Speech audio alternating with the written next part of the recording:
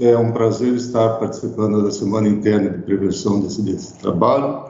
Obrigado pelo convite do Lucas e pelo apoio do Renan. Eu vou comentar com vocês aspectos gerais da odontologia, né, e dar alguns conceitos e algumas formas de tratamento, com muita ênfase na prevenção dos problemas bucais. Eu vou compartilhar a tela com vocês e a gente vai dar início, então, a essa palestra. Na cavidade oral, nós temos a formação dos dentes, né? Esses dentes a gente forma desde o início do nascimento, e a gente tem, então, a dentição decídua.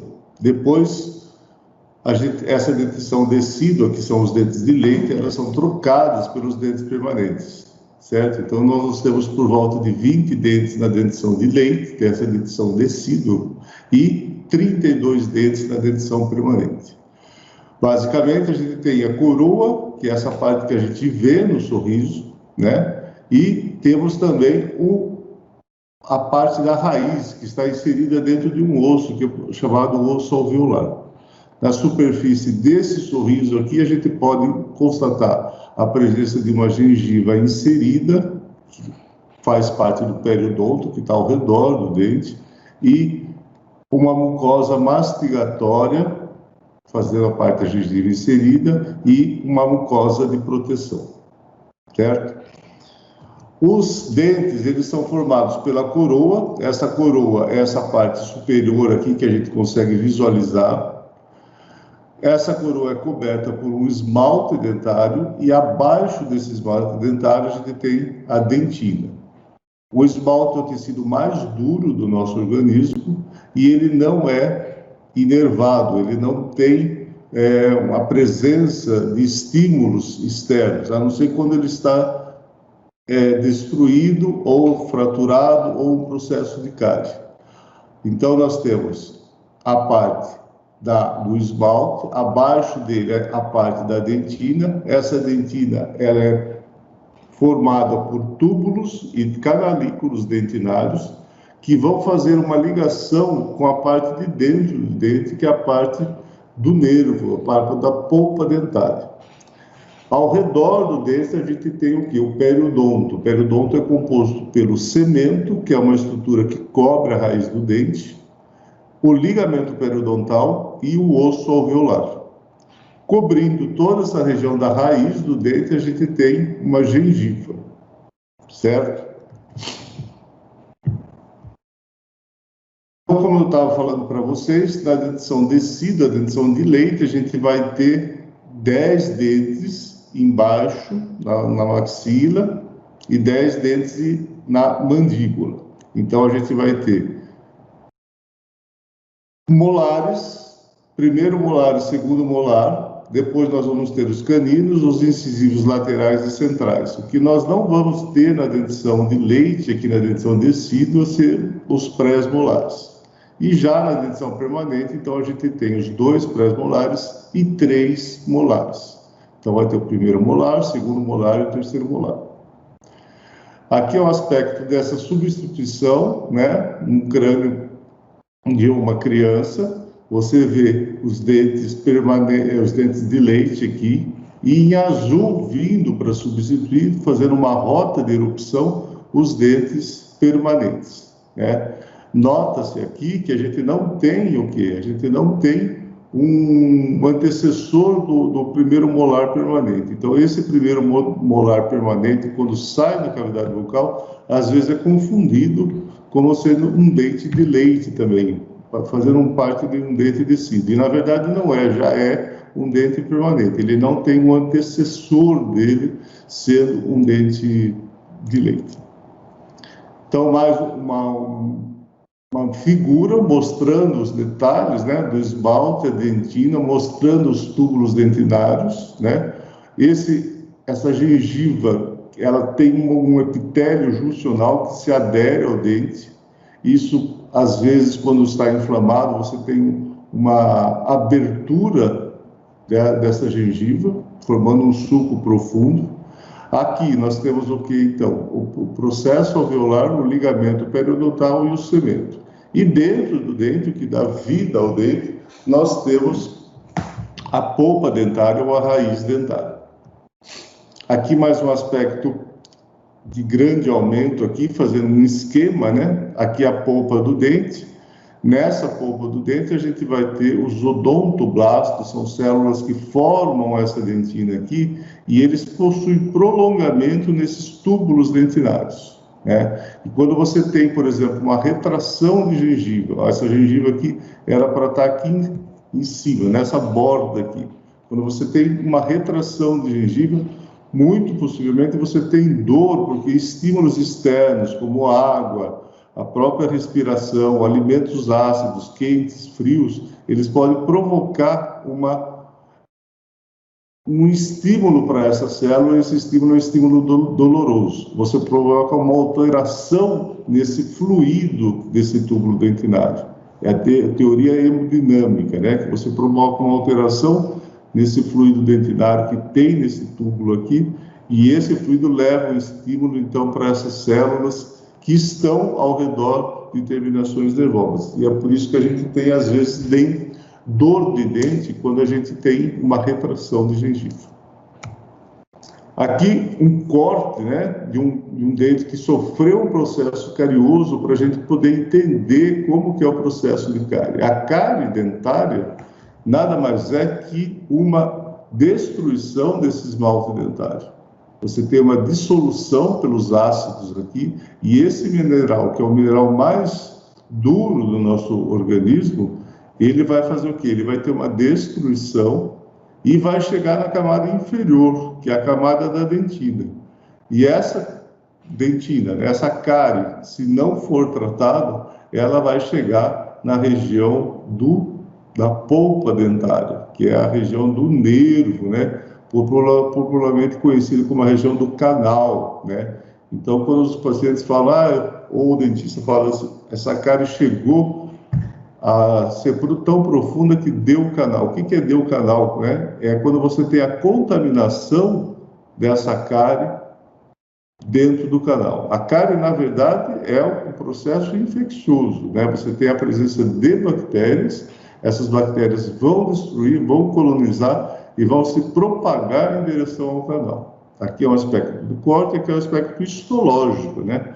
Você vê essa parte aqui, a parte do esmalte, e a parte da dentina, essa parte de baixo aqui, totalmente destruída. E como que o dentista trata isso? O dentista trata limpando essa cavidade, né? Você vai passar a broca aqui, você vai limpar tudo isso. Existem regras de como você faz isso. E você vai fazer uma limpeza da cavidade até tirar todo esse tecido infectado, todo esse tecido duro. E depois, posteriormente, se faz a restauração desse dente, que é preenchimento desse defeito, né, que ficou dessa cavidade com materiais apropriados. Esses materiais podem ser estéticos, que são as resinas, que são basicamente da cor do dente, ou pode ser o velho amálgama de prata, que hoje está em desuso. Mas os dois podem devolver a forma e a função do dente. Aqui um aspecto de uma dentina sendo removida, né? Isso aqui é uma broca do dentista, o dentista usa essa broca para remover esse tecido, ele vai remover esse tecido e vai promover o quê? O isolamento, né? Ele vai tratar essa dentina remanescente aqui e depois fazer a restauração final. Muito bem, agora a parte do periodonto, né? O periodonto, o que é? Todos esses tecidos de suporte. Então, você tem a coroa do dente aqui, a raiz do dente aqui. Ao redor dele, né, se inserindo, você tem várias fibras. Você tem as fibras do ligamento periodontal unindo o osso de suporte ao dente, que é aqui, né, nessa região, nessa interface aqui. Depois, você tem a gengiva, com vários grupos de fibras circulares, transeptais, todos segurando essa gengiva firmemente, né? São fibras colágenas, fibras elásticas, segurando essa gengiva na superfície do dente. Aqui um aspecto clínico do processo de inflamação da gengiva, né? A gente vê que a gengiva está inflamada nessa região, ela está com um aspecto edemaciado, ela está gordinha, né? A gente vê tudo isso aqui, ó, essas papilas, né? Todas edemaciadas, inflamadas, e depois do tratamento, como que ela fica. E o que causa tanto a cárie como a doença periodontal, essa doença de gengiva? As duas são causadas por bactérias. Não são os mesmos tipos bacterianos, mas são devido ao acúmulo de bactérias, seja naquela superfície do dente, que é o esmalte dentário, seja na superfície do dente perto da gengiva. E aqui, como ela é diferente, ela não vai causar, muitas vezes, uma cárie nessa região, mas sim ela vai causar o quê? Doença de gengiva. E como que é essa doença de gengiva? Aqui as fibras, né? Vários grupos de fibras unindo a gengiva ao dente e essas diversas porções de gengiva. Doença periodontal, aqui é um caso extremo, né? Aqui outro caso extremo também, ela é a presença de placa bacteriana. Essa placa é uma massa mole, né, que se forma com restos de alimentos e com bactérias da própria boca. Então você tem o desenvolvimento dessa placa.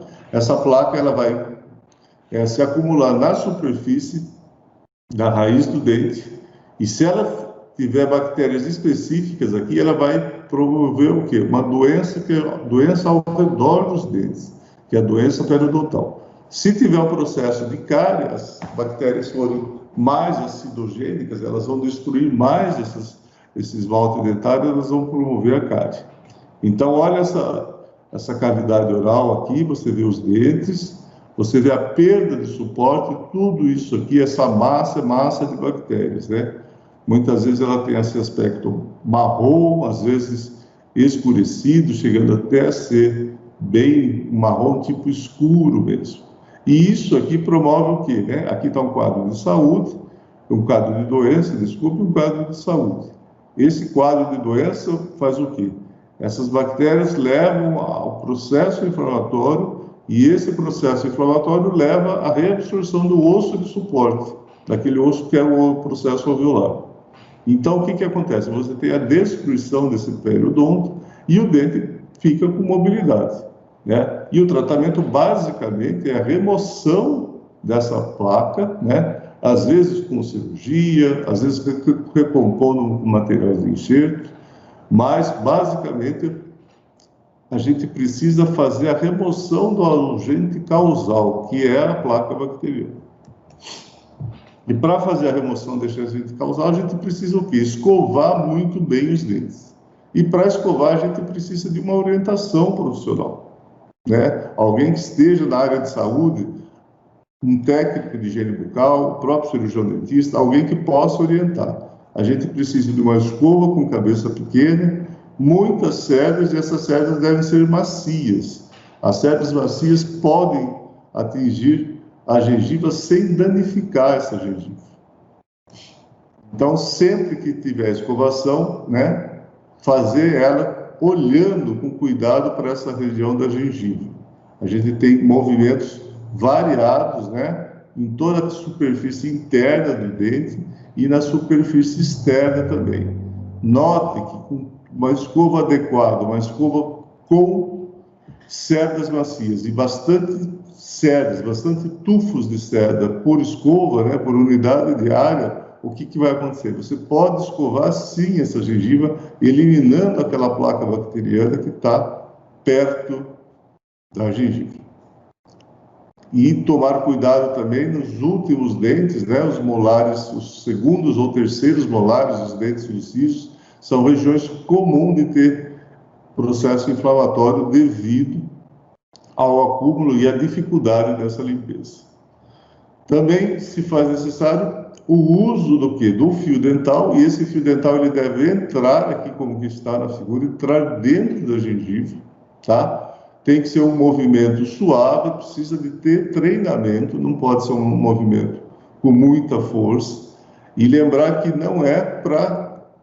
O fio dental não deve avançar na gengiva fortemente, ele deve sim abraçar a superfície do dente, e você deve fazer movimentos de vai e vem, porque é esse movimento que a gente vai conseguir então desorganizar aquelas bactérias que estão ali. Em algumas regiões se faz necessário o uso de um passa-fio, que é uma agulha que você vai passar o fio para poder passar embaixo de aparelhos, embaixo de próteses. Esses dentes muitas vezes estão unidos e você não consegue fazer. Então a gente pode ter esse recurso do passa-fio ou mesmo de escovas interdentais, né? Existe no mercado uma ampla variedade de escovas interdentais e essas escovas, elas permitem que você, com diversos tamanhos, você faça uma escovação entre os dentes de forma eficaz, né? Então você pode entrar embaixo de prótese, em dentes que perderam bastante sustentação, como é o caso desse esquema aqui, entre os brackets dos aparelhos, né? E a escova interdental, ela promove o quê? Uma abrangência de escovação muito maior do que o fio dental. Porque o fio dental, ele não vai atingir essas concavidades que existem nas raízes do dente. Então, se você conseguir agir com uma escova interdental, você consegue fazer uma limpeza muito mais eficiente. Existem também as cerdas bitufos, que são cerdas específicas para as diversas regiões inflamadas. E se você não conseguir fazer essa escovação, você pode sim ter doença periodontal, você pode ter problemas de cárie, problema de canal e porventura vir a perder os dentes. E uma das terapias para perda de dente mais usadas atualmente é o implante dentário. O implante dentário é uma peça metálica de titânio, o metal usado é o titânio, porque descobriu-se que esse metal é um metal que é biocompatível, né? O osso cresce em cima desse metal e não tem um processo de rejeição, um processo inflamatório. Então, o osso cresce ao redor desse implante metálico, desse implante de titânio, e geralmente se coloca esse implante, espera-se, na maioria das vezes, uns 4 meses, para ter essa osteointegração, né? O osso vai ficar dentro desse metal, e o que vai acontecer? Depois de um tempo, ele fica firmemente aderido, e daí você pode colocar o quê? A peça protética em cima desse implante, né? Então, o implante dentário, na verdade, ele faz o quê? Ele substitui a raiz do dente. E a coroa do dente vai substituir a parte perdida superior. Esse caso, por exemplo, para ilustrar, o paciente usava dentadura, já não tinha mais nenhum dente. Foram feitos 5 implantes, e nesses 5 implantes se faz uma barra metálica, e em cima dessa barra metálica é feita uma prótese, substituindo todos os dentes. E essa prótese é parafusada nessa barra e fechado esses buraquinhos aqui, tá? Então você não percebe que o paciente está usando uma prótese. Esse é um procedimento que é fixo, o paciente não tira essa prótese. E uma vez por ano, conforme o dentista indicar, você pode ir no consultório, tirar isso aqui, fazer a manutenção, fazer uma análise clínica desses implantes, se faz uma análise radiográfica e vê se tudo está bem e volta-se em posição essa prótese. Então, basicamente era isso que eu queria falar para vocês. Fundamentalmente, o que a gente pode levar para casa disso aí? O importante é fazer a prevenção. Existem hoje várias técnicas de restauração, técnicas estéticas, de grandes reabilitações, cirurgias estéticas, cirurgias comparadoras, enxertos, vários tipos de enxertos. Mas, se a gente conseguir ir ao dentista, fazer um plano de prevenção, que o dentista recomenda, escovar muito bem escovado, ter uma dieta não tão cariogênica, não tão periodontopatogênica, certo? Focar isso na sua saúde bucal. Procurar usar sempre fio dental, escovas interdentais, um bom creme dental, Às vezes está indicada, por exemplo, o bochecho com flúor. Eu, particularmente, não gosto de todos os bochechos, porque eles dão uma falsa ideia que a cavidade oral ficou limpa. O grande foco da nossa limpeza, qual que é? É a remoção mecânica, independente do creme dental. Existem cremes dentais melhores que os outros, com poder de uma limpeza maior, um poder de flúor maior, mas o que importa para nós é essa remoção mecânica dessa placa bacteriana. Se você fizer isso, se fizer pelo menos uma vez por ano, uma visita ao dentista, cuidados básicos de saúde oral, geralmente vai ter um bom sucesso e não vai ter perda de dente. E se tiver perda de dente, tem tratamento, mas não é esse o foco. O foco seria sempre a prevenção, tá? Então foi um prazer poder falar esses poucos minutos para vocês e estou à disposição quem precisar. Obrigado.